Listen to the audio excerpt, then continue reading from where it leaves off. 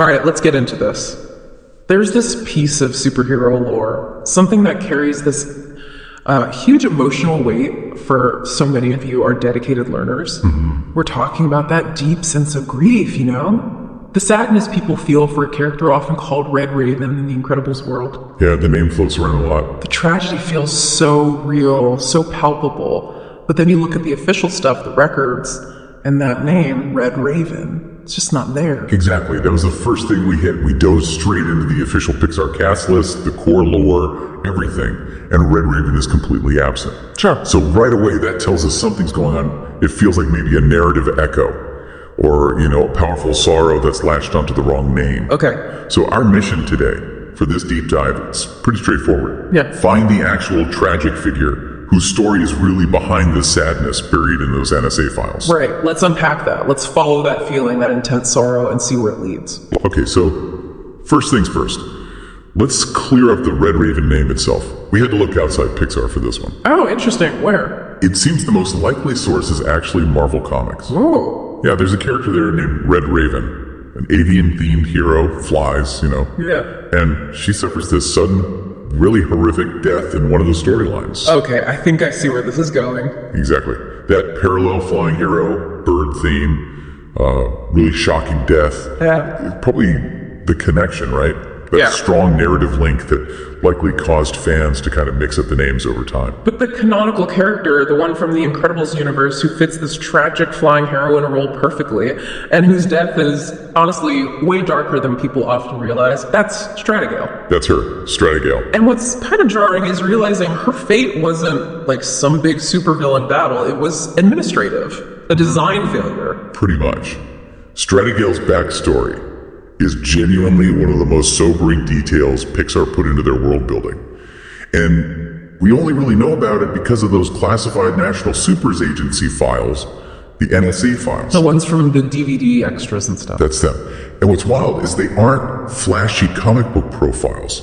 They're presented as these dry, detailed government reports. But they accidentally preserved this really dark truth. So what do they say about her? The files confirm Stratagale was just a cheerful high school student, volunteered at a local zoo. Oh, wow. Just a kid. Yeah, exactly. Yeah. A detail that feels very intentional, to underscore her innocence right before her incredibly violent and ultimately avoidable end. And her death. Even if people forget the name Stratagale, they remember how she died. It's central to maybe the most iconic movie monologue ever. Edna Mode. Edna Mode. The film lays it out right there in her no cape speech. Stratagale was flying, cape snagged. Violently sucked into a jet turbine. Brutal. It's horrific. And that single tragedy becomes this foundational layer for keeping the Parr family safe later on. It wasn't just her either.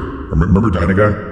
Snagged on a rocket fin? Right, and splashdown. Pulled into a vortex. Same issue. It proves the danger wasn't just villains from outside, it was built in. Fundamental design flaws.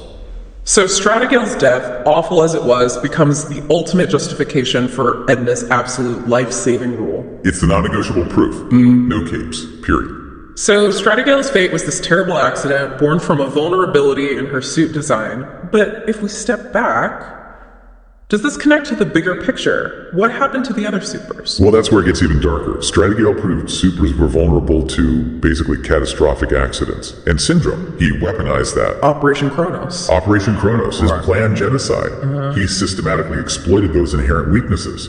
And this wasn't quick. He spent 15 years developing and testing his Omnidroids. 15 years? Just testing. Testing and refining. Finding the exact flaw in every single hero's powers or defenses. It was methodical. That's terrifying. And we see an example of how brutal it was with Laserbeam, right?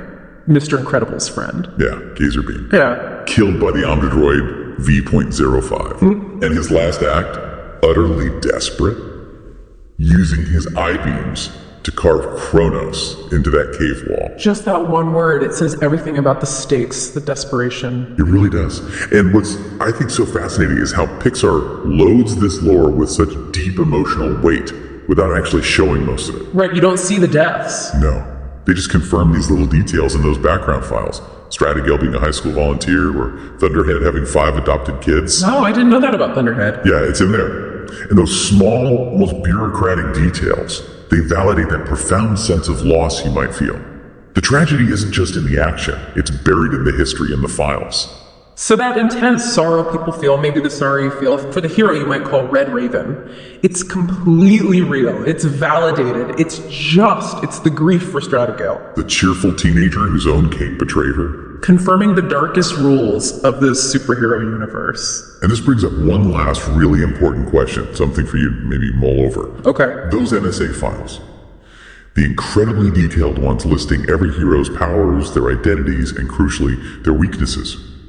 They were compiled by the agency meant to manage and protect the supers. Yeah, makes sense. So the question is, did the very act of cataloging all that information, putting all those vulnerabilities down on paper in one place, did that inadvertently create the perfect roadmap for someone like Syndrome? Did the NSA itself unintentionally facilitate the super's own destruction long before Operation Kronos even finished its testing phase?